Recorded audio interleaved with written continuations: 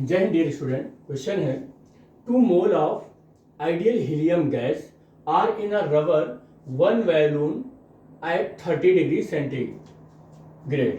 कह रहा एक कोई बैलून है,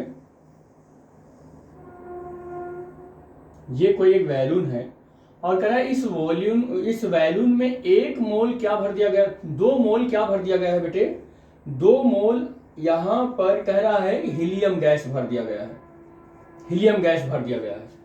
और ये रबर का बैलून है और जिसका टेम्परेचर कह रहा है कि कितना है, T1 is equal to 30 degree centigrade. और याद रखना बेटे, ये सब जो भी हम सॉल्व करते हैं जिसमें आइडियल गैस इक्वेशन मानकर चलते हैं, टेम्परेचर एब्सोल्यूट होता है, तो 30 प्लस 270 यहाँ पर ऐड हो जाएगा, तो आप यहाँ पाएंगे कि 0 हो जाएगा, और सॉरी 3 हो जाएगा और 0 हो जाएगा, 300 ये केल्विन में हो जाएगा। आगे क्या हो कह रहा है कि the balloon is the fully expandable. कह रहा है वॉल्यूम जो है वो एक्सपेंड भी हो सकता है और कह रहा है can be assume to the require no energy. और इसको एक्सपेंड होने के लिए ऐसा एज्यूम कर सकते हैं कि कोई भी एनर्जी जो है वो एक्सपेंड नहीं हो पा रही है इन इट्स द एक्सपेंशन। तो कह रहा है अगर इसको याद रखना कि कोई भी एक्सपेंड होने के लिए एनर्जी नहीं लग पा रही है, तो यहाँ पर जो गैस को एनर्जी मिल रही है वो इससे इसका वॉल्यूम बढ़ रहा है। क्या हो रहा है, इसका वॉल्यूम बढ़ रहा है और इसका टेम्परेचर बढ़ या घट रहा है, वो टेम्परेचर और वॉल्यूम में चेंज हो पा रहा है। आगे हम क्वेश्चन देख लेते हैं कि क्वेश्चन के अकॉर्डिंग इसका क्या बन रहा है। तो कह रहा है कि require no energy in its the expansion, तो the temperature of the gas in the volume is the slowly change. अच्छा, टेम्परेचर चेंज हो रहा है, तो देखो बेटे वॉल्यूम इसका चेंज हो रहा है, वॉल्यूम इसका क्या हो रहा है, चेंज हो रहा है, वॉल्यूम इसका चेंज हुआ, टेम्परेचर भी इसका चेंज हो रहा है, कह रहा है टेम्परेचर भी चेंज हो रहा है, तो वॉल्यूम और टेम्परेचर दोनों चेंज हो रहे हैं। तो कह रहा और ये टेम्परेचर चेंज होकर कितना आया, T2 is equal to 35 degree centigrade और 35 को 273 ऐड करेंगे तो फिर ये हो जाएगा 30 और 8 केल्विन हो जाएगा, इतना हो जाएगा ये। तो कह रहा है कि the amount of heat required to rising the temperature, तो ये टेम्परेचर करने में इस टेम्परेचर से कह रहा है कितना हीट की जरूरत पड़ गई। अच्छा एक चीज देख लो आप, वॉल्यूम चेंज हो रहा है, इसका क्या हो रहा है, वॉल्यूम चेंज हो रहा है और इसका टेम्परेचर भी चेंज हो रहा है। इसका मतलब यहां पर क्या कांस्टेंट है, प्रेशर कांस्टेंट है, प्रेशर क्या है यहाँ पर, कांस्टेंट है। अब बताइए बेटा, प्रेशर यहाँ पर कांस्टेंट है और ये सारी चीजें हो रही हैं। तो एक चीज आपको बता दें कि अगर हीट के बारे में बात कर रहा है तो हीट का फार्मूला क्या होता है, NC और NCP और ये डेल्टा T हो जाएगा। प्रेशर कांस्टेंट होता है तो रिक्वायर्ड जो हीट होती है किसी गैस को एक्सपैंड होने के लिए वो यही होता है, Q is equal to NCP delta T। तो हमें CP मिल जाए, बस काम हो जाए, हमें CP मिल जाए और N इक्वल टू 2 मोल यहाँ पर है ही है, 2 मोल यहाँ पर, ये 2 मोल, ये यहाँ पर 2 मोल है, यहाँ ये 2 मोल है यहाँ पर, तो CP मिल जाए और T डेल्टा T भी।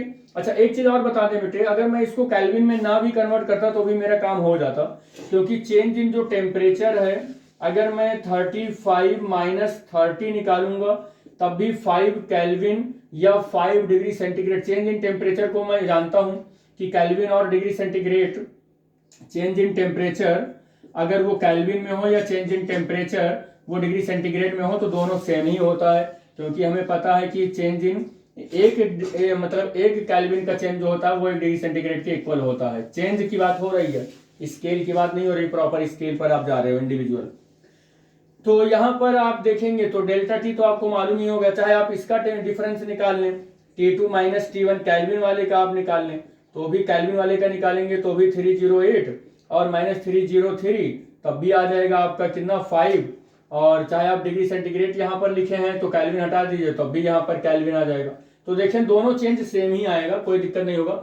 CP हमें निकालना है यहाँ पर, तो CP निकालने के लिए क्या फार्मूला होता है, CP is equal to R plus CV होता है और CV जो होता है वो क्या होता है बेटे, DU अपान DT होता है और U क्या होता है, F/2 RT होता है। अब यहाँ पर CV is equal to D upon DT और U, और CV is equal to D upon DT, U की वैल्यू रख रहे हैं, U की वैल्यू रखेंगे जैसे ही यहाँ पर रखेंगे तो ये जो होगा, ये टी जो होगा वो कैपिटल टी होगा बेटे, ये कैपिटल टी होगा, यानी टेम्परेचर का टी है ये। तो सी वी इज इक्वल टू क्या हो जाएगा, F/2 इंटू आर। तो सी वी की वैल्यू मिल गई। सी वी की वैल्यू मिलते ही इस वाले क्वेश्चन में जैसे ही रखेंगे आर प्लस और F/2 इंटू आर, ये कितना आ जाएगा, ये अच्छा हाँ यहाँ पर आ जाएगा 2 प्लस F/2 इंटू आर आ जाएगा। और यहाँ पर जो हमारा ये हीलियम गैस है, हीलियम गैस बेटा हमारा कैसा गैस है, मोनो एटॉमिक गैस है। और मोनो एटॉमिक गैस के लिए डिग्री ऑफ फ्रीडम जो होता है वो 3 होता है। तो F की जगह पर आप जैसे ही 2+3 रखेंगे और बाई 2 इंटू आर करेंगे, ये वैल्यू कैलकुलेट होकर आ जाएगी 5/2 इंटू आर। Cp भी आपको मिल गया। अब आपको Cp भी मिल गया, 5/2 इंटू आर मिल गया, और N इक्वल टू 2 मोल मिल गया है आपको। चेंज इन टेम्परेचर आपको 5 केल्विन मिल गया है। अब बस आपको फार्मूला रखना है, कौन से फार्मूले में, Q is equal to N और Cp डेल्टा T। तो Q is equal to N की वैल्यू 2 मोल और Cp, तो Cp की जगह पर क्या हो जाएगा 5/2, और R की वैल्यू भी हम लोग जानते हैं, R इज इक्वल टू होता है 8.31, और ये जूल अपान मोल और केल्विन यही होता है। तो यहाँ पर ये वैल्यू भी हम रख देंगे, R की वैल्यू, Cp की जो वैल्यू R है 8.31 और डेल्टा T की वैल्यू 5 है। और फिर हम क्या करने वाले हैं, 2 से 2 कैंसिल कर देंगे, और Q इज इक्वल टू 5×5 और इंटू क्या, या 5 से मल्टीप्लाई ही कर लेते हैं। 5 से मल्टीप्लाई करेंगे तो 5×5 5×3 15 हो जाएगा ये, और 8×5 40 और 41 हो जाएगा, इतना हो जाएगा। और 5×25 और 5×25 2 27 और 5×1 5 5×2 7 और 5×4 20 20×2 22। तो इस तरीके से यहाँ 2 डेसिमल पे लग जाएगा। तो 227.75 यहाँ पर जूल आ जाएगा। और ऑप्शन में कोई ऑप्शन यहाँ पर मैच नहीं कर पा रहा है, देखो कोई यहाँ पर गड़बड़ी तो नहीं हुई, देख लो आप। 5×5 5×3 15 और 8×5 40 40 से 41, और फिर 5 से मल्टीप्लाई हो जाएगा 5×25 और 5×25 2 27 और 5×1 5 और 5 और 2 7 और 5×4 20। ये देखो यहाँ पर ये गड़बड़ी हो गई थी, तो यहाँ पर 207 और 207.75। अब देखो ऑप्शन, अच्छा 208 लगभग इसके नियरेस्ट है, और इसको राउंड ऑफ करके 208 जूल, ये इसका आंसर आ जाएगा, जो क्या है Q इज इक्वल टू यही होगा, ये इसका आंसर हो जाएगा। तो ऑप्शन नंबर डी जो है वो इसका करेक्ट हो जाएगा।